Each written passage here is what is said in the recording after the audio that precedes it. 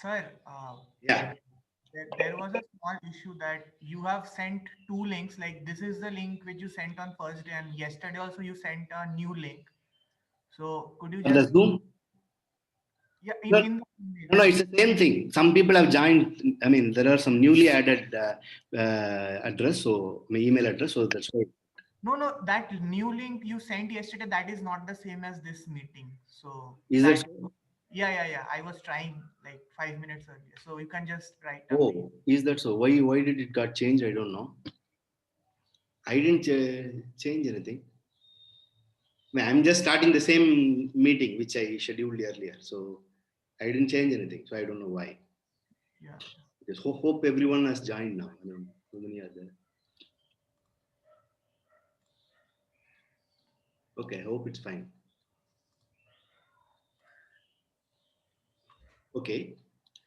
So in the last class, so we were discussing about defining a set function, a function which is defined. So we have a universal set X, and we want to. So I mean, the screen is visible, no? It's everyone able to see the screen, I Yeah. guess. Yes. Yeah. Okay. So the fine. So we have a universal set X, and we were discussing about defining a set function as a function on the collection of subsets of X. And most of the time, when X is not finite or countable, it will not be possible to define it on all subsets of X, on the collection of all subsets of X. We may be able to define it, but then the point is not defining it. It should have some required properties. And those to satisfy those properties, we are forced to deal with a collection of, it's a sub collection. So that sub collection has to satisfy some property. It should be closed under complement. It should be closed under finite. It should be closed under countable union. I mean, it's not uncountable union. Uncountable union can create problem. It's not uncountable union with countable union. This countable union is like continuity of that measure. And then we should have the whole set should be there, empty set should be there. So we want to deal with such collection, which we defined as algebra. If it is closed under finite union and complement, that's called algebra. If it is closed under countable union, that's called sigma algebra. So that is what we did till yesterday. I mean, in the last class. So today we want to define the set function. So we want to define. So we want to define our set function on a sigma algebra. Okay, sigma algebra is the right object where it is supposed to be defined. But then we cannot list out all the sets in a sigma algebra. It's difficult to list it out when X is uncountable or something.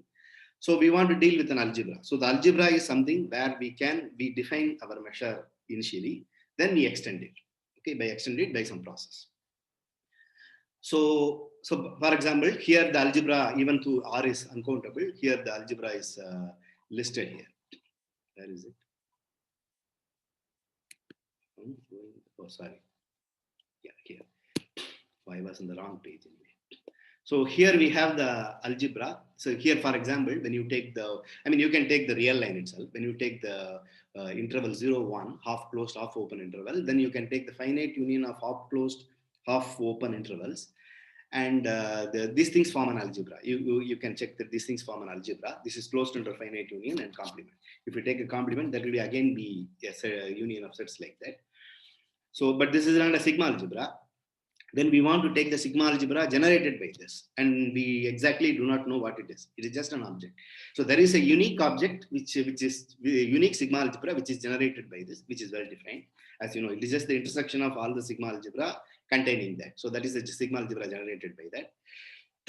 So first we want to define it. So here the algebra is very clearly listed. So we will define on this kind of algebra. So that is why we want to first deal with functions on algebra. So set functions on algebra. So for that we want, so first we need to have two properties. We call something like additive property, sigma additive property. So we have X, which is a universal set. Then we take a collection of sets called algebra.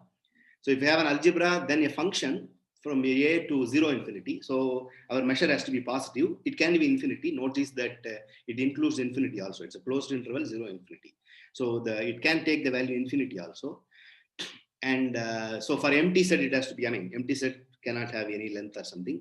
But because later when we have the property of the measure, it is forced that the empty set should have measure 0. So it is a set function satisfying that the measure on the empty set is 0.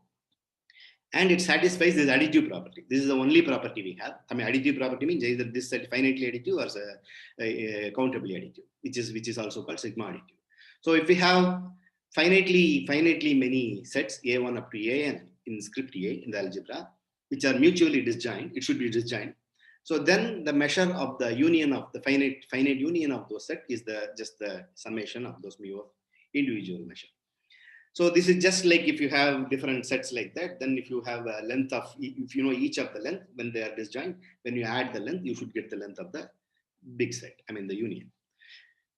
So if the collection is countable, if the collection is infinite and it is countable, and it's again disjoint, but since we are dealing with algebra, we need one more property. When we want to define sigma additive on an algebra, we need one more property. We take a collection AN of mutually disjoint set, a countable collection, then we should have the union is also in the algebra. That may not be in the algebra because this is just an algebra. Suppose the union is also in the algebra, then mu of this union is mu of union of k equal to 1 to infinity ak is summation k equal to 1 to infinity mu of ak. So this is what is countably additive, or sigma additive on an algebra. So for sigma algebra, you do not need this condition. That this is automatically there. The union is also countable. Union is also there. So this is what we have defined is a function which is sigma additive on an algebra. The sigma algebra is also an algebra. So this defines what is sigma additive and additive on a sigma algebra also. So we deal with sigma algebra also freely using this definition. Okay, so a sigma additive function is automatically additive. That is very clear because this is just a finite thing. We do not require that mu AI is to be converging, right? What is it? Mu? Should we? Collection. This is a positive thing, so it may become infinity. That's okay. There is nothing like convergent. It can become infinity, or it's a positive. It's all positive numbers. Okay, so it can become infinity, or it's a finite. Okay, so this is well defined. You don't need to say it's convergent or something. The measure can take value infinity. Okay, is okay. Yeah. Yeah. So. Thanks. So we are. There's no need for it to converge or something. If this has that means this has infinite measure. Okay? So that's all. So first property is of course any sigma additive. So suppose we have an algebra. Suppose we will be dealing with sigma additive function. We will not deal with finite additive or something. We will always. Finite additive is a property. We will deal it while proving theorems and other thing. That's the property is again a tool to define something. We want to deal with sigma additive functions on algebra first, and then we want to extend it to a sigma additive function on a sigma algebra. So the first property is, of course, you have an algebra. Suppose if you have a sigma additive function, or if it is just an additive function, for this property, the second property, it is enough if it is just an additive function. So if you have two sets A and B, suppose A contains B, then you can remove B. You can consider this A minus B. Okay, you can remove. So suppose it's something like this.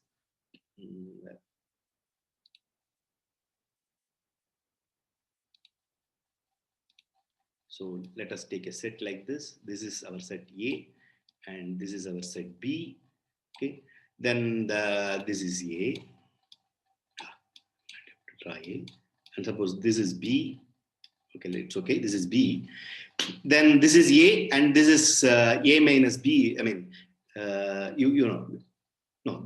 B minus A. Or here it's A minus A. So this is B. You take B, and this is A.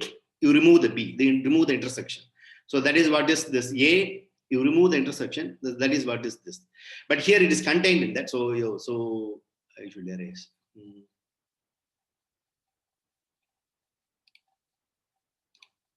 Eraser.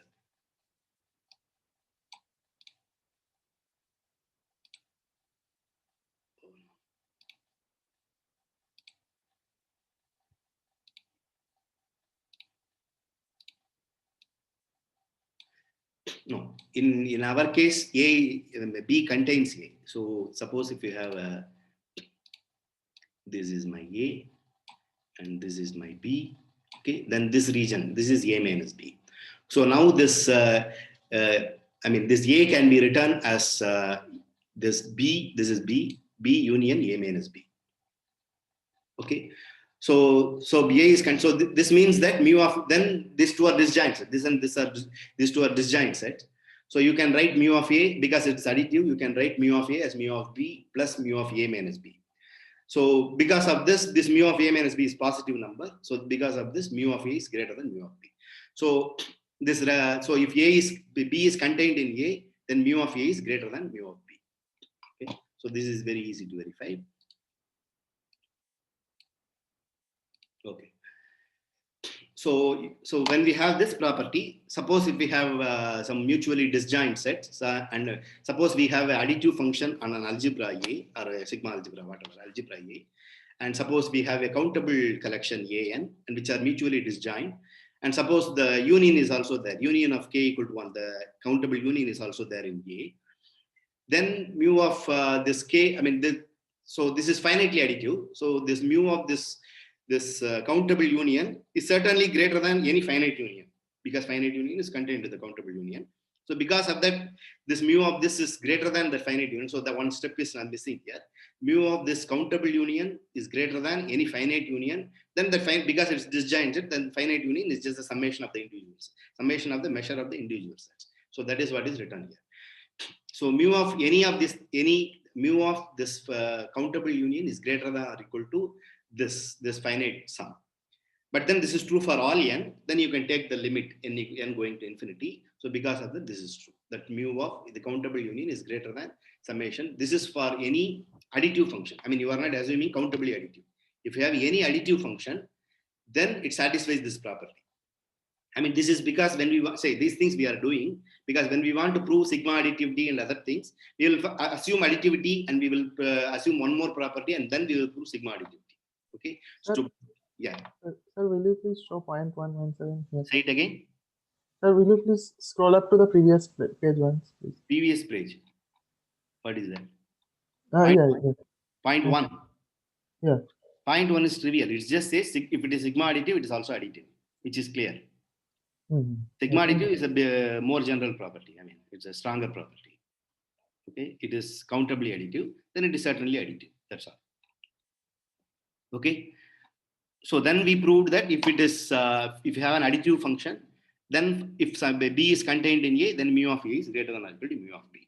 Using that, we proved that mu of countable union is greater than or equal to summation of the individual union. This is true. Of course, this is equal if it is sigma additive. I'm saying if it is just additive, then also this is true. Then this is greater than or equal to this. Okay. So we have that mu of this countable union is greater than this. So if it satisfies the other way, then it is sigma additive. Okay. So that is the other property is what is called countably subadditive. Countable subadditive is this property that mu of K equal to 1 to infinity AK is less than or equal to the summation of this. This property is what is called countably subadditive. So this property, what we have here, this is what is called countably subadditive. So if something is countably additive, if something is sigma additive, or what is called something is sigma additive, then it is countably subadditive. Why that is true? Because something is sigma additive, that means then mu of union, countable union of disjoint set is summation of the individual set. But then this is not a sigma, this is not a disjoint set, but you can write anything as disjoint set. See, you have a countable collection A1, A2 up to infinity. So suppose you have A1, this is A1. Then you have A2 like this. Then you have some A3 like this. Okay. Then you can write this as disjoint union. You can take A1, the whole thing. Then you can take A2 minus A1. Okay. So that will be just this part. Okay. Then you can take A3 minus A1 and A1 union A2. That will be this part. With this part. Okay. Okay. So you can write this union as union of disjoint sets. Okay. First write A1, then union A2 minus A1, then A3 minus A2 union A1. You subtract the sets before that, AN, and you subtract you take the union up to A1 up to AN minus 1 and subtract it from AN. Okay. That way you can write this as disjoint union. So mu of this union is same as the mu of the disjoint union, which is equal to, because it's sigma additive, that is equal to summation of those sets. But then they are smaller than this, they are smaller sets than AK. So that is smaller than or equal to summation mu of AK. So if you take any collection, A1 up to A1, if you take any collection, this collection AN, an infinite collection, countable collection, then mu of that union is less than or equal to summation of mu of the individual sets. Okay. So this property is what is called countably subadditive. So if something is sigma additive, then it satisfies countably subadditive. If some additive function, which is also subadditive, then it is sigma additive. That's what we have seen. So what we have got is, in view of these points 3 and 4, we have got it. If you have an additive function, mu, then it is sigma additive if and only if it is countably subadditive. So when we want to later prove something is sigma additive, we will assume, we will prove that it is additive, we will verify it's additive, then we will only verify countable subadditive. Okay, so Sir, is it necessary that for a sigma additive function, mu of phi should be 0 always? That is true Mu for, of m. I mean, that is true for any additive function, no? If you take an additive function, any A, set A is A union empty set. A union empty set is A. So mu of A equal to mu of A plus mu of, I mean, that axiom is automatically satisfied. Mu of I thought that was used in proving the sigma additive functions are additive. This mu of phi is equal to. No, any additive function is automatically, if you take any additive function, then okay. So how? No, that is not proved. There is no connection between that. If it is sigma additive, okay, that holds for infinite collection, then it holds for finite collection. Any finite collection is an infinite collection also. Okay, you can take infinite set or something. There is no, I mean, we just mean that countable collection. It need not be, I mean, if you want to add in a empty set or something, there is nothing like that. But in any case, empty set is always, I mean, if something is additive, mu of A is equal to mu of A sub mu of empty set. Because A, sir, for this thing to work, like you need A to have finite measure, right? Because if everything pathologically has infinite measure, then this. Then what is the problem? No, then like you have infinity equals infinity plus anything. I mean that. Yeah, that is all. That's okay, no? Infinity equal to infinity plus anything. Yeah. So like if every set other than the empty set has infinite measure. Oh no, then some set should have finite measure. You just, I mean, that's a pathological. Okay, you don't want every set to have infinity. So okay, so that is why it is assumed. Okay, and we don't deal with such things. Okay, we deal with there should be, then there is no theory in that. Okay, if every set has infinite measure, then there is no really theory. So we want to have at least one set which has a finite measure. Then empty set will have zero measure. Okay. Sir. Yeah. So, sir, in point 4, like you are saying, any sigma additive function mu on A is also countably subadditive if something happens. That's what. No. Any sigma additive function is subadditive. That is what is being proved here. Yeah. So, like, doesn't it suffice to like say any additive function mu on A is also countably subadditive? Additive function is not countably subadditive. Need not be countably subadditive. Like I'm trying to define like what a countably subadditive. Countable subadditive is defined here. This is the definition of countable subadditive. Okay. So, and do you see my mouse? This is the definition of countable subadditive. Maybe I will write it here. Yeah, like that's fine. But I'm saying that in point 4 we are saying any sigma additive function is countably subadditive if this property holds. No. Any sigma additive function is countably subadditive. That's all. And any additive function is countably, any additive function is sigma additive if it is countably additive. Additivity plus countable subadditivity equal to sigma additivity. That's what we are saying. Okay. So the sigma should not be there in point 4, right? Are you saying point 4, what does it say? Point 4, any sigma additive function mu on A is also countably subadditive. This says, the first point says that any sigma additive function is countably subadditive. That's what it says. Point 5 says sigma additivity is equal to additivity plus countable subadditivity. Okay. Okay. So this is just later when we want to all these things we are just making these remarks, because later when we want to prove something is sigma additive, we will verify additivity then we will verify subadditivity, countable subadditivity. That's what we will verify. Okay. So that's the reason. Okay. So that's all. The whole remark is just for that. All these remarks are just to do that. Sir, I think I'm still confused about the first remark. What This is thing. first remark? The sigmatic. Yeah, what is because I mean, what is the, like, there is an infinite collection, right, for sigma additive, this thing. So how do you get it as additive for? No. See, when we say infinite collection, okay, so I mean, you can so I mean, what is the problem? You have mu of empty set is 0. You take other things as empty set. What is the problem? Then it gives additivity, no? Yeah, so for that we have to have mu of phi is equal to 0. Do we need to Phi assume equal to that 0 when the measure, as someone pointed out, if the measure is not infinity everywhere, then mu of phi equal to 0 is automatically satisfied. No, if you want, you assume this, no problem. Mu of phi equal to 0. Okay? That is always there in the definition, just for the sake of. Oh, yeah. Okay, that I agree. Oh, fine. Okay. I mean, see, when we do mathematics, these kind of things are not very. I mean, these things are kind of what do you say, is kind of Bourbaki kind of thing. We will deal with measures which are not infinity and other things. We will deal with only interesting things. Okay, these are all some pure mathematicians' obsession kind of thing, that we want to ask these kind of questions. I mean, I'm a pure mathematician, but I'm not really interested in these kind of things. Okay, we should have some real questions. Okay. And I'm not saying we shouldn't discuss like that. We shouldn't have any logical fallacy and other things. We should discuss all those things. But mathematics is to create interesting objects, and we should deal with interesting things. Yeah. Okay. No, this is just a remark. You can ask any question, no problem. Okay. Not to discourage you from asking questions. Okay. So where are we? So we have just, so this is just a remark about if something is sigma additive, if and only if it's additive and countably subadditive. Okay. So what is this? Then the next thing is sigma additive function on an algebra is said to be. So then this is a definition of finite measure. If the measure of the whole set is finite, then we call it as a finite measure. Then there is something called sigma finite. A measure can be infinity. The measure can be infinite measure. But then you can write the whole set as union of some countable union of sets, such that each of those sets has finite measure.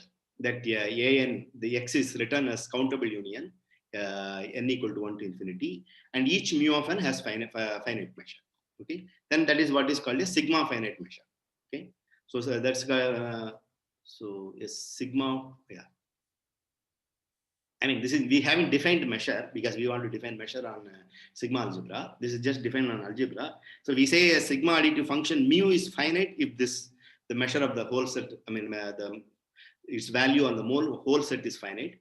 And otherwise you have union of countable union of sets, and the x can be written as countable union where each individual set has finite measure.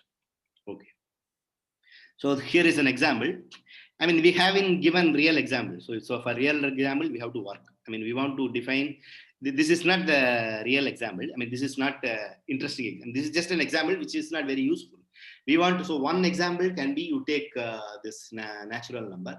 We need not even take this. We can take something called counting measure. You can take x as the natural number. Then you can take all subset, power set. Okay. Then you can define the measure of any set is the cardinality of that, the number of elements in there. Number of elements can be infinity. But since we have defined some sigma algebra like that, so you can take this sigma algebra. You can work with, if you don't want to work with the power set, then you can work with this. This is just to show that something, whether something is sigma additive and not sigma additive. So you take the whole set. So one example which is not written here is you take n. So one example can be this. So you take the whole of n and you take the power set. The power set, I don't know whether I will be able to write power set. Yeah, power set. So, and then you take mu of any set is just the number of elements in there. Okay, so that will give you one example of a measure, and that is what is called counting measure. Okay, so this is also example is also the same, right? This is same thing. It is just the algebra is different. That's all. This is just to show that you can take different algebra, and that's all. Okay, it's just the algebra is different. So here you take the algebra, which is where A is finite or A complement is finite. then you can define something just the number of elements. So you take restrict the counting measure to this. Okay. So then this is sigma additive. The point we want to say is this is sigma additive. So why is it sigma additive? So the only way this can become infinite set is you take finitely many set and the whole union becomes infinite. If that is in the algebra, then the complement has to be finite. Okay, when the complement is finite, it is defined to be infinity. So it just coincides. There is no problem. Okay, so because of that, it is countably additive. It is clear it's countably additive. On the other hand, if you define something like this, something like you take if the set mu of a equal to 1 by 2 power n, where all those n is in that set a, if you take the summation, then suppose if you say take some finite collection. Sorry, if you take each set is a finite set. You take a countable collection so that the union becomes infinite collection. Union becomes a infinite set. Then that will have that should have, because of this reason, the definition, that should have infinite thing. But that if you add those things, this is a finite sum. So this is not countably additive. Okay, the second example is not countably additive. It is just clear. Okay. Sir, can you please scroll the previous page once? Scroll to the previous page once. Example or something else? Yeah, just I want to see the definition of sigma additive. Oh, yeah, sir. Yeah, fine, sir. You wanted to see the definition of what? Yeah, I just wanted to see see the definition 1.13. That's it. 1.13. Okay. Which is just measure is finite. If measure of the whole set is finite, it's called finite measure. If the whole set can be written as union of some countable collection, where each set in that countable collection is finite measure, then that is called sigma finite. That's all. Yeah, sir. Yeah, thank you. Okay. Then we did have an example, which is just a counting measure, where it is something is sigma additive. A counting measure is sigma additive. I mean, you don't need this. I mean, there is nothing in this example. I mean, this is just only this counter example is what matters. This is a counter example where something is not sigma additive. Okay, if you define like this, then it is not sigma additive. Okay, you take any collection so that the union becomes in a infinite set. For that, this is not sigma additive. That's all. Because the sum will be finite, but then the measure is infinite. Okay, you can easily check. Anyway, so let us try to prove our first proposition. This is the first proposition in our class, I believe, in this course. So we assume, so we have a measure. We have no, we don't have a measure yet. So we have an algebra. This is a sigma algebra, I believe. Yeah, we take a sigma algebra. We deal with the sigma algebra. So it's not mentioned there. Is it mentioned there? So A is contained in, what is he saying? A is not contained in that. So this should be element of, there is a mistake here. This should be element.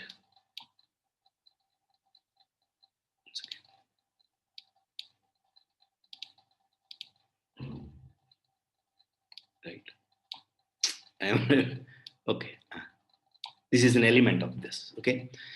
You have a collection. So suppose mu is sigma additive. So what does it mean? So sigma additive is something equal. This proposition says that if you have a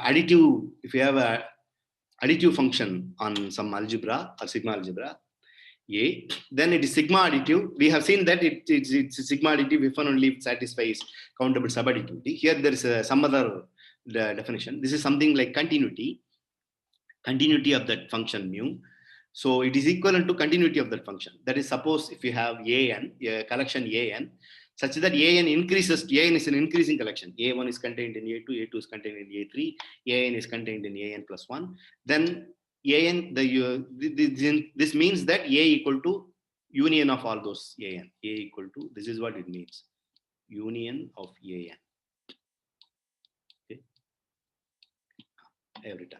So this is not V, this is union. Okay. So this is, you take the union of an, that is equal to A. Suppose union of an equal to A, then mu of an should increase to mu of A. Mu of A is just the limit of mu of A. Okay, this is the proposition. These two are equivalent condition. That's what we want to prove. So we assume 1 and we prove 2. We assume 2, then we prove 1. Okay. So 1 implies 2. The first implication is 1 implies 2. So what is 1? 1 we are assuming is sigma additive. Then we want to prove that suppose if we have a collection an which increases to a, then mu of an should increase to mu of a. Take mouse. Okay. So I'm better erase this because this stays there. Okay. So an increases to a. So suppose mu is sigma additive. Then we want to prove for any increasing collection, mu of an increases to mu of a. So suppose mu, we take an increasing collection, an which increases to a, and a is also in the algebra a.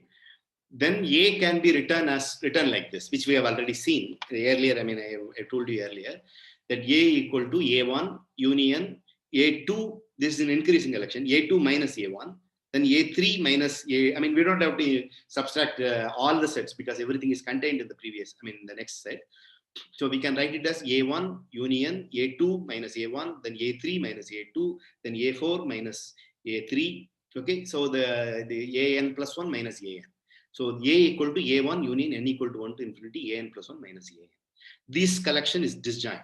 So we got some collection, which is an increasing collection. One is contained in the other. So then we write it as a disjoint collection. So it is something like this. We have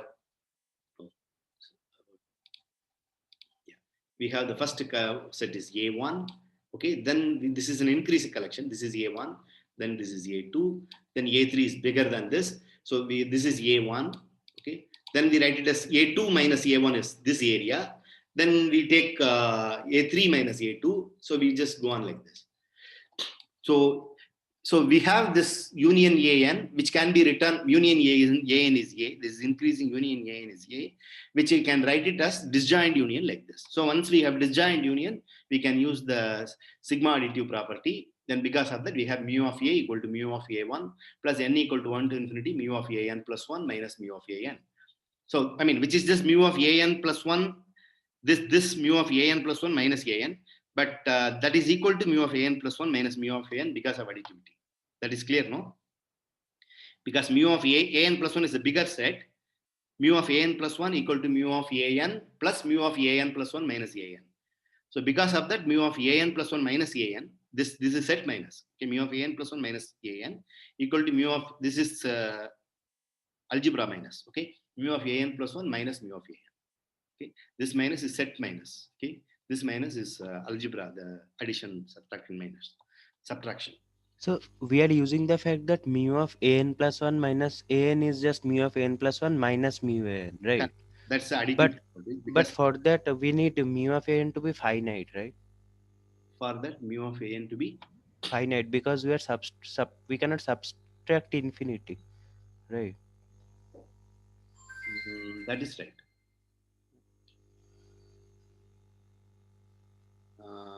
So that is right. You cannot.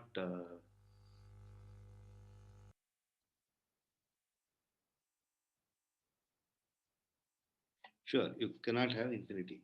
So, I mean, if one of them is finite, then it's fine. But if one, but this is true. I mean, you have to consider the case, each case differently. If suppose mu of an is infinity for all of them, okay. I mean, suppose mu of, you assume that suppose mu of, suppose this a has infinity. I mean, suppose mu of an is infinity, then all those other sets will have infinity. Okay. So mu of an will increase to infinity. Okay. So if suppose mu of an is infinity, then all bigger sets will have infinite measure. Okay. That's bigger set. Okay. Then mu of a is also infinity. So this mu of an increases to mu of a is clear. That is satisfied. So you assume that mu of an is finite for all n. Okay. It's okay. So you have to write it here. Please, if you are taking notes, please write here. In the case that suppose mu of an equal to infinity for some n. In that case, for all m greater than that n, mu of am is also infinity because that's a bigger set.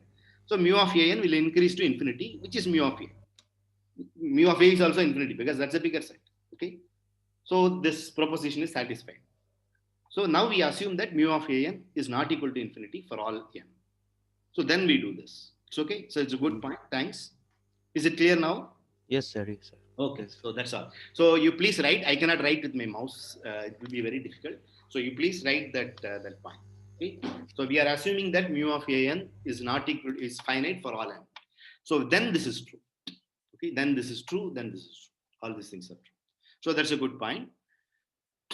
So, and we should be careful about those things. Okay. I mean, when I said we shouldn't consider infinity in the earlier point, that was different. That's a pathological case. We are not interested. But this is a point we should always remember because this is part of the proof. Okay. So, okay. So that point is taken care of. So then we write mu of a equal to mu of an. There is no problem. There is no infinity problem. So mu of a equal to mu of a1 plus n equal to 1 to infinity mu of an minus 1, an plus 1 minus mu of an. So if for the n equal to 1, this is mu of a2 minus mu of a1. a1 and mu of a1 will cancel. And mu of a2 will cancel with the next sum. So this is just a tail sum, which will just be mu of an. Okay. So then this is just, I mean, by definition, the sum is nothing but limit of mu of a. That's what this definition is. By definition, the sum of this. What is this definition of the sum? This is just the limit of this finite sum, and that finite sum is just mu of a. Okay? Other things will cancel. So the 1 implies 2 is proved now. So I think it's clear to everybody. 2 implies 1 is just very easy. You just have to write that collection. If you have a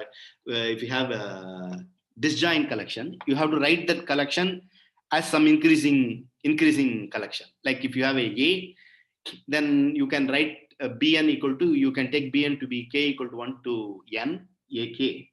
Okay. So then this bn will increase to that union.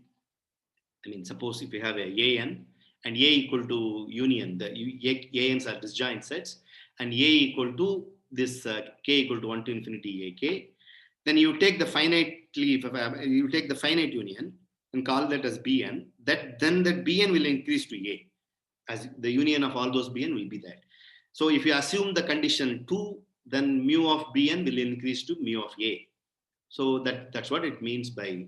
But then because this is finitely additive, mu of bn equal to summation k equal to 1 to n mu of a k, and it is just mu. That means mu of a k equal to 1 to mu of a converges to mu of a. So the sigma additivity is proved. Okay. So is it clear to everyone? Yes, sir. Okay. So if it is clear, let me go to the next proposition.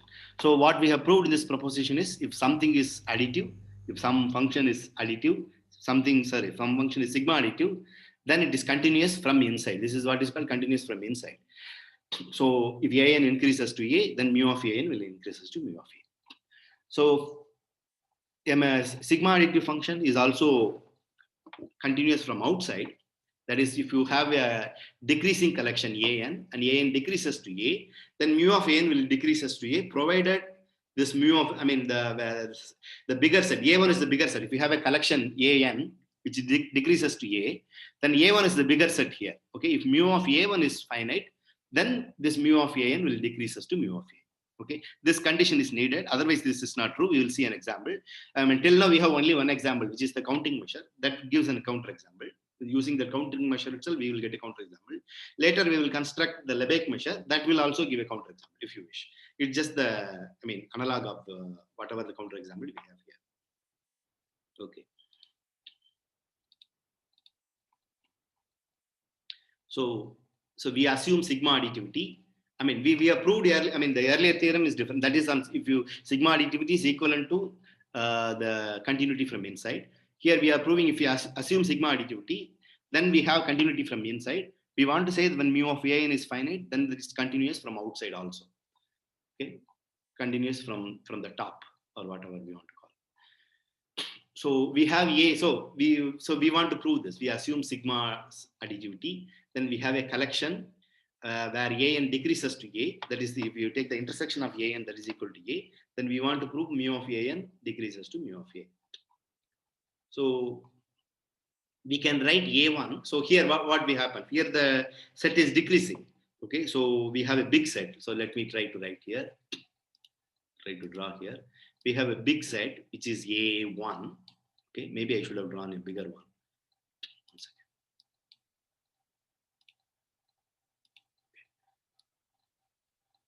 Okay, this is my A1. Okay, then I have A2. Okay, then I have A3 here, then A4 here, go on like this. Then A is somewhere. A is somewhere in the middle. I mean, it's in the center somewhere. A is somewhere.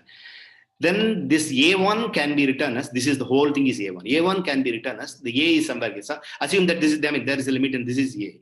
Then you have taken A, then you take some A1 minus A2. A1 minus A2 is this region. Then A2 minus A3 is this region. Then A3 minus A4 is this region. You can go on like this. Then you can take up to A. I mean, you can take that infinite union and then take the union of A. That becomes A1. In fact, you can actually prove it. You can prove it. See, when you want to prove this is equal to this, how do we prove that? I hope all of you know how to prove it. You assume an element X is here, then you prove the element X is here. Theoretically, I mean, said theoretically. Then you assume a set element X is here, then you prove that element is here. Logically, you just prove it. That is why, so that I will not write it, but I will tell you how to do that. So suppose an element X is in A1, okay, then that has to, then suppose, then you have to prove that that is in one of these sets. That's what it means by this is in this union. So you are, suppose if it is in A, then you are done. Suppose if it is not in A, that means that it's not in that intersection. If it is not in that intersection, it will be in one of those.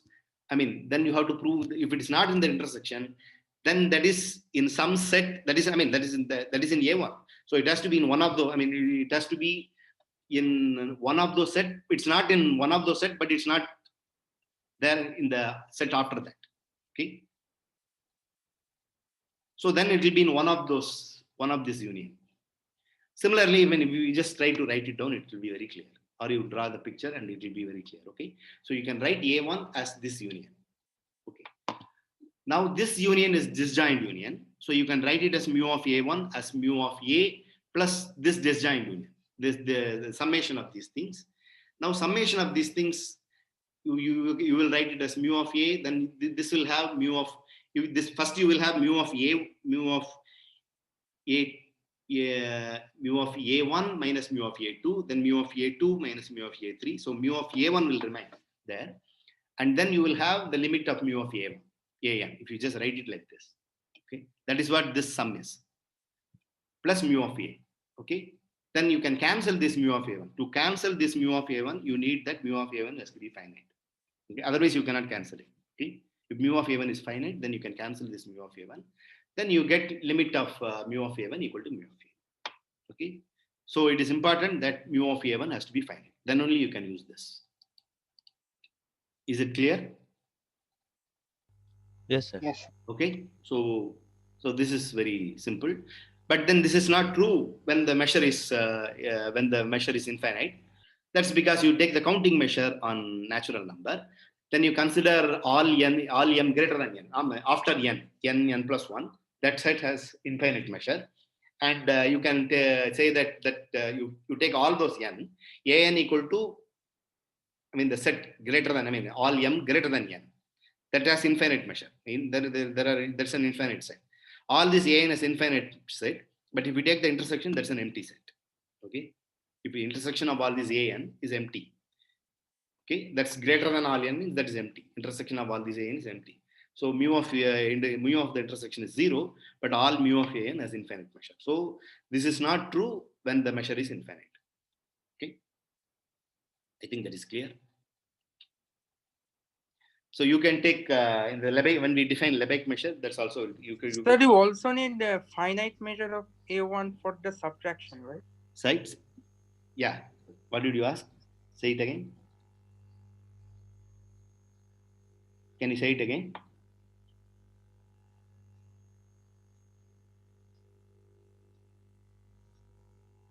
We want to, you want to take it there and subtract. Infinity minus infinity can be anything, no? So you don't say that. So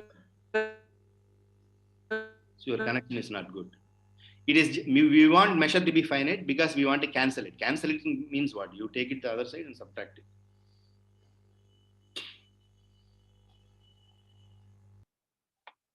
Okay. You cannot say that infinity minus infinity is 0, no? So that's why. Or you can have another infinity here. Still, there can be You can have infinity equal to infinity plus infinity. So it will not work. It's not that infinity So cannot. that when you are subtracting the measure of AK minus the measure of AK A1 and hence all those AKs to F is like infinity minus infinity might not. No, that is one thing, but that's not the point. You want to cancel. The point is to cancel this mu of A1 and mu of A1 here. That is also true. That's also we need, but that can be taken care of. That's not the main point. That we can separately we can consider. That's not the point. The point is you want to cancel this mu. That's also we need, but you want to cancel this mu of A1 and mu of A1. That we can do only when mu of A1 is finite. Otherwise, we cannot do it. Right? That's why we need. Indeed, if we take the infinite measure, this is not true. Okay. Here is an example. Okay. Shall we go to the next one? Yes, sir. Okay. So what we have proved is the following. We have proved that any sigma additive function is continuous. Okay. It is continuous in the sense that you can. I mean, it's continuous with respect to increasing union. When the measure is finite, it's continuous with respect to the decreasing intersection. Now we want to get, so we defined something called lim sup and lim inf. We want to see whether that what happens with respect to that, whether it is continuous with respect to that or it preserves some inequality. So that's what we want to do. So this is the corollary we want to prove next. Before that, I will recall you what is the definition of lim inf and lim sup, so which we defined in the first class. It's here. So if you have a collection of sets AN, you have an infinite collection AN. Okay. Then the lim sup was defined by this. I'm recalling it, what we defined in the first class. The lim sup is you take the union of the tail m equal to infinity am. Then you take the intersection of all those tails. Okay. I mean, for each n, you define the tail. You take the tail union. Then you take the intersection of the tail. That is what is called lim sup. This is like taking supremum first and then infimum next. This is like this union is like a supremum, intersection is infimum. So that is what you do when you define lim sup and lim inf in the for real numbers. Okay. So similarly, I mean, of course, you can define only for real numbers. For other things, you cannot define. So similarly, if you take the intersection, the tail intersection, m equal to infinity, then you take the union of all those tails, the tail intersection, then that is what is called lim inf. So when you have a sigma algebra, suppose if we deal with sigma algebra, then if you have an, then this intersection, this is a countable intersection, that is in the sigma algebra. This is countable union, that is also in the sigma algebra. So in the sigma algebra, if you take any collection, then lim inf and lim sup is also in the sigma algebra. So this is something very important whenever you talk about measure and other thing, because you are defining your measure on sigma algebra. See, later when we define our measure, we will define it on an algebra, then we will extend to a sigma algebra. So we will not explicitly know what the function is, but we will know that it is defined on the sigma algebra. Okay, we will deal abstractly. So whenever we want to talk about measure of some set, to make it well defined, we have to verify that it is in the sigma algebra. So if you have a collection like this, then this is in the sigma. Lim inf, if you have any countable collection, then the lim inf and lim sup is also in the sigma algebra. Okay. So I have defined lim inf and lim sup. Okay. Now we want to prove something with respect to lim inf and lim sup. This is what we want to prove. So this is something very similar to what we have in the. So another thing is lim inf is always contained in lim sup. Okay, that you can directly do it through set theoretically, or you can look like this. So if we have, if suppose some x is in lim sup, that means it is in this set. That's what it means. It is in the lim sup mean that is in this intersection. It is in the intersection mean it is in each of this set. Okay, each of this tail. It is in the each of this tail means it is in one of those AM. That means for each n, after that n there exists a AM, m greater than that n, such that it is in that AM. That means after that n, given any n, x is in AM for some m after that n. That just means that x is in AM for infinitely many AM, right? That's what it means. So so the other way is also true. If something is in the infinitely many of them, then it will be in one of them, then it is in the union, so it's in the intersection. Okay, it's in the tail union for all tail, so it is in that intersection. You can verify it the other way also. These things I advise you to sit and write it down if you are not very used to this language. So if some x is in the lim sup, that means it is in infinitely many AM. On the other hand, if something is in the lim inf, that means it is in this union. That means it is in one of these things. But if it is one of these things, means some for there is some n0 or something, such that it is in that intersection. But it is in this intersection means it has to be in all these sets AM. Okay, that means there exists some n0 such that after that n0 it is in all those sets AM greater than n0. That means after it is in one of those states. I mean, it is in after some n, after some finitely many n, X is in AM for all m greater than that n. Okay, so this is something different from infinitely many. So if something is in lim, so that is in the tail of something. It is in the it is in all this after some finitely many of them. It is in that. That certainly means that it is in infinitely many sets. So if something is in lim, then that is in lim. So lim is contained in lim. Okay, this argument is clear. Yeah, Yes, sir. okay. Yeah. So otherwise, you just write it down. It will be clear. It is just step by step. You just have to write it down if it is not clear. Okay. So we have lim inf is contained in lim sup. So this is smaller than this is clear to us, and this is just the real thing. So this corollary says that if we have a finite, so the measure is finite. But here the finiteness is the measure is finite, because we want to deal with decreasing intersection and other thing. So we want to use the earlier proposition. So because of that, we assume that the measure is a finite measure. So you have a finite measure which is also sigma of additive on a sigma algebra. Okay, so we don't have to worry whether these things are in the sigma algebra. If it's a sigma algebra, all these in lim they are all in the sigma algebra. So then mu of lim inf, this is a set, okay? Mu of lim inf is less than or equal to lim inf of mu of n. This is number. These are all real numbers, positive real numbers. Lim inf of mu of an, that is less than or equal to lim sup of mu of n. This is a theorem. I mean, I'm sure everybody will know that. Otherwise, you just verify. This is a basic analysis. Lim inf less than or equal to lim sup, and this lim sup, this is a lim sup of number. This is less than or equal to mu of lim sup. This is a set. Okay, so this is what we want to prove. So in this, I will prove this, and this is similar, very similar to this. I mean, we'll go through the proof anyway, and other things are clear. Okay. So that is what we want to prove. We want to prove that mu. So this is what we want to prove. Okay. Lim sup of mu of an is less than or equal to mu of lim sup. Okay. This lim sup is a set. So we want to prove mu of this lim sup is greater than lim sup of mu of an. So mu of this set is greater than or equal to lim sup of these numbers. That's what we want to prove.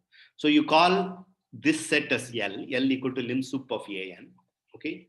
Then what is an? By the definition which we have given, which is again written here, L is n equal to 1 to infinity Bn, where Bn is the union of the tail, union of m equal to infinity, m equal to n to infinity an.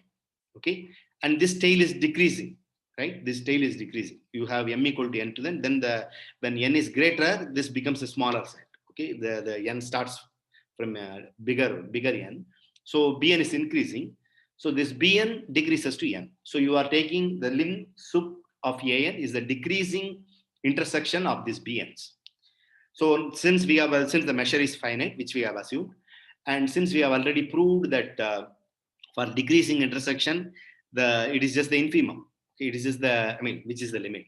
It's just the infimum. Mu of L equal to limit n tends to infinity mu of Bn, which is infimum because it's a decreasing sequence. Mu of Bn decreasing sequence is equal to infimum of n equal to n in n mu of Bn.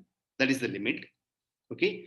But then what is mu of Bn? Bn is equal to this. Okay. Then this mu of Bn, all this am is contained in Bn. Okay. So mu of Bn is greater than mu of am for all m, right? So mu of Bn is greater than supremum of mu of am, right? So mu of Bn is greater than mu of am for all m, So mu of Bn is greater than supremum taken over m of all mu of am. So infimum of this, so this mu of am is greater than this supremum. So you take infimum on both sides, so that will be greater than this. It's okay. So infimum of this is greater than or equal to infimum of this supremum. So inf sup of this is precisely what is, this is the definition of lim sup of mu of a. Okay. So it is clear, mu of L is, so this direction is proved. So thus we have proved that lim sup of mu of an is less than or equal to mu of this. So now if you want to prove this, it's the same thing. I mean, it's not written here, but I will just orally tell you. If you take mu of lim inf of an, then lim inf of, you will have union here and you will have intersection here. Okay. Then this mu of a, this intersection will increase to that. So then mu of this bn will increase to that. Then that will be supremum. That mu of here, instead of infimum, you will have supremum. And that supremum and all those individual sets, that's an intersection. I mean, that intersection is I mean, it's an increasing. I mean, no. This Bn is an increasing collection here. I mean, when you take intersection, okay, this is an increasing collection. So that's because of that. That if you take each, that will be less than or equal to infimum. That will be less than or equal to each individual mu of am. I mean, I'm taking, if we interchange that, you just interchange intersection with union and infimum supremum. Okay, then the inequality greater than or equal to will become less than or equal to. Same argument. You just interchange it. You will get that lim in mu of lim in less than or equal to lim in for mu of a. Okay, it's just the same thing. If you interchange infimum and supremum, intersection and union, then the inequality will be reversed, precisely reversed. Okay, so we have proved this also. Then this is just clear, and this is just analysis which you must be knowing. So we have proved this theorem. Okay, so is it clear to everyone? Is there a problem?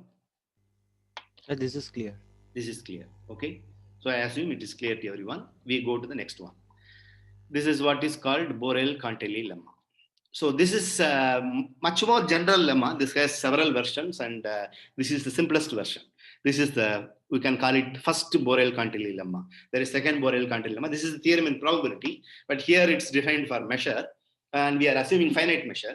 Probability measure is something when the whole measure is equal to 1. That's what I mean. Mu of the whole set is equal to 1. That is what is called a probability measure. Okay. And here we are assuming finite measure, and anything which holds for probability measure holds for finite measure also. So there is nothing, there is no difference. But then probability measure, you can talk about, I mean, you can make sense of something with probability. That's all. It is something that it has a real meaning of chances and other things. You can make sense of it. That's all. Otherwise, it's both are same. So, I mean, theoretically they are same. So the following result is what is called Borel-Cantelli lemma, which follows immediately, but then it has a meaning in expectation. When you deal with expectation and other things in probability, it has a real meaning. So if you want, you can go through, I mean, you can go through any probability book which contains this section. Then we will not do that. We will not, we are not, this is not a probability course. So we will not do this. So we will just prove this lemma, which is what is called Borel-Cantelli lemma. So mu is a finite sigma additive function on a sigma algebra, something. Okay. Then you take any sequence an of subsets of this, which satisfies summation n equal to 1 mu of an. You sum the mu of an that is less than or equal to infinity. So the sum is finite. Suppose that sum converges. Then mu of lim sup of an is equal to 0. See, if the sum is convergent, if you take some, this is just some numbers. Mu of an is some numbers, and the sum is convergent. It is summable, means that mu of an, I mean, that's one implication is mu of an goes to 0. Okay, here it is something more than that. It says that mu of lim sup of an, which is something greater than those limits. That limit is just one of these things. This lim sup is, I mean, when the limit exists, lim sup equal to limit, and it is that number says that lim sup of mu of an equal to 0. That's what it says.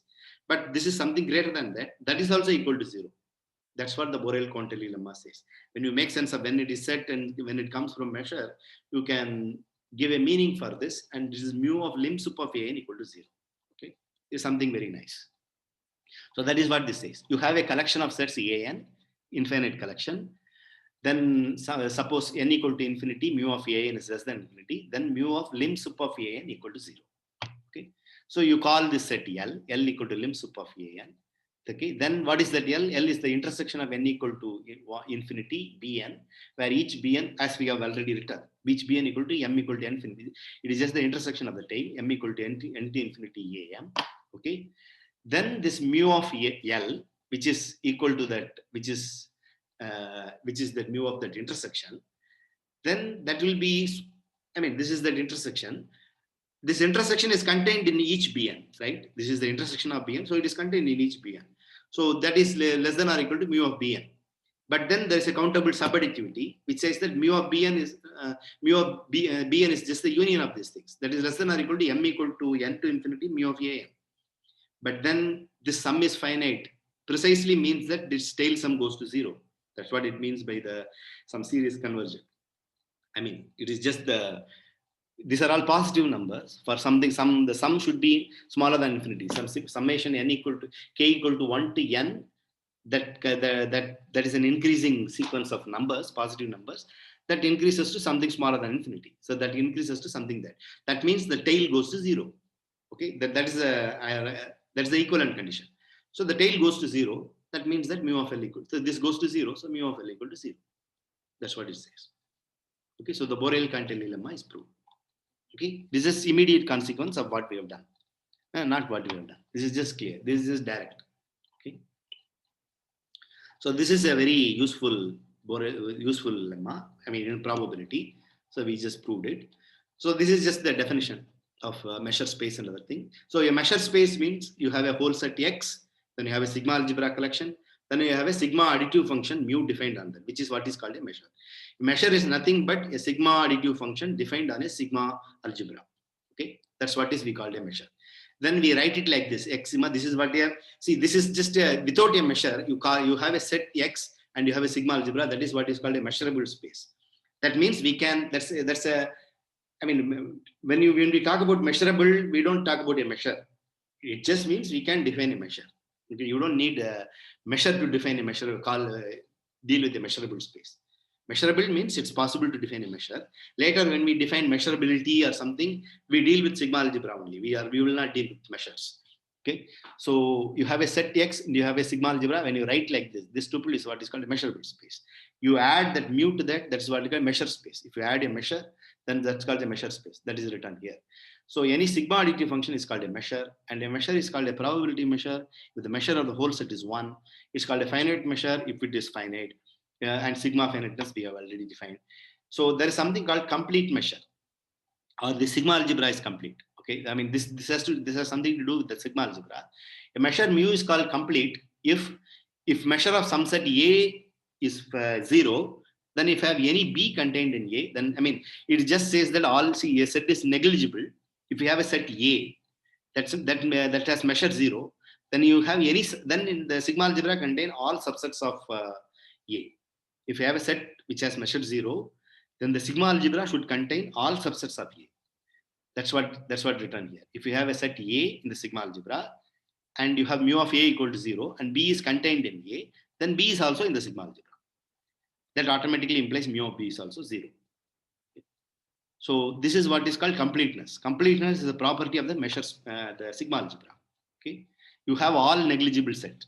If you have that is what is called a complete sigma algebra. I mean, we will show later that whatever we defined, the Borel sigma algebra, which is the sigma algebra generated by open set, that is not complete. So then there is something called if you have a set A such that mu of A complement is 0, then we say that measure is supported in A. This is what we call the support. So I will stop with this, and the next week hopefully I will be able to write. Still I haven't received it, but received my iPad. But hopefully I will receive before that, and I will be able to write. So yeah, any questions? So one thing I want to tell you, I ask you to attend all the class. Okay, I mean the Zoom automatically takes that attendance. I usually don't give marks for attendance, but if it becomes less or something, attendance becomes less, then I may be forced to give marks for attendance. I may give marks for attendance. So, I mean, it will be 3 marks in the 3 or 4 marks or whatever in your final marks. So Zoom actually records all your attendance. So I don't have to take attendance. It will be there. So I urge you to attend all the class. You of course you have you can bunk it, you can come to the Zoom and then do something else. That's okay. I mean, I cannot check this. I mean, you should be mature enough to do whatever you want. Okay. So you have some questions? It may be just me, but your voice was fine, but your video is lagging a lot today. What is happening to the video? I mean, Video means the screen is fine, but your video, like your face is like lagging a lot. Like it might be just my is it intention. because of the connection or I am doing something? I am not, I may be moving here when I talk. Is that because of that or?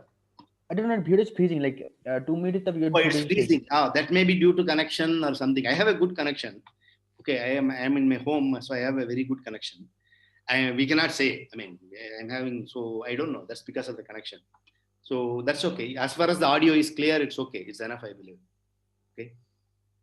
That's okay, I believe. You don't even need my video. Okay. Okay. If you hear everything, it's fine. If you don't hear something, you write it in the chat or something. I mean, I don't usually look at the chat. Okay. So there is nothing written today. I think there is nothing written. Okay. I will close this.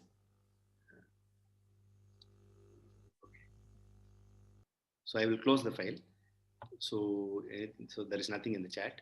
So unless there, I mean, I will not look at this because that's not that unless it pops up, I don't see it. Okay.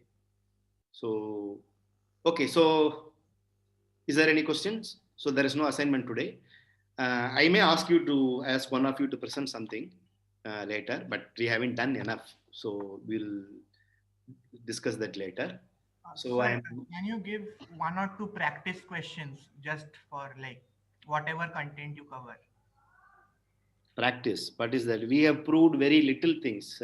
I should have given that limb soup limb as an exercise, but then I will be doing. I mean, this is usually I can give that as an exercise or assignment. That's a good assignment problem. But then I want to do it with the file, no? So I don't want to do more complicated things, which I want to write. So that's why I didn't do that. So maybe I will do it next time. For like own practice. I was asking for, not graded, like just exercises. Sure. No, till now I will think about it, but till now we haven't done much. So there is no exercise. I mean, we have just defined a measure and we have just proved one theorem, which is like continuity. So there is not much to do. If I can think about something, then I will tell you. Okay. Yeah. Okay. Okay. So I have a question. So in the last class, you said you named the 2 or 3 books for the course. Right. So can you please name them once again? So I will write it in the chat. So first thing is Halmos. Okay. Book by Halmos. I think it's just called Measure Theory. Measure Theory by Halmos. Okay. I have written it correctly. Okay. I have typed it correctly. I think that's the spelling, Halmos. Then there is a book by, so you just look at our website, CMA website, where the course detail is there, where the syllabus is there. And below the syllabus, you click the graduate analysis 1. There, this book is written. These are all some people, they have written a book, which is very elementary book. And Sundar and Shiva Atreya, we can look at it. Then there is some book by Stein, you can see that our website, okay, which clearly says. And as I said, you just browse the internet, you will have hundreds of notes, okay? Okay, sir. Yeah. Okay. Yeah. So I don't intend to follow anything particular. I will decide on that class based on whatever I have done in the previous course. I will do something. Okay. So yeah, I am not precisely following something, but you can follow one of these books. Since I am going to provide you the notes, so it's okay, I think. Okay. Yeah. If there is no more question, I will end the session. Okay. Bye. Thank you, sir. Okay. Thank you, sir. Yeah. Bye. Thank you, sir. Okay. Thanks.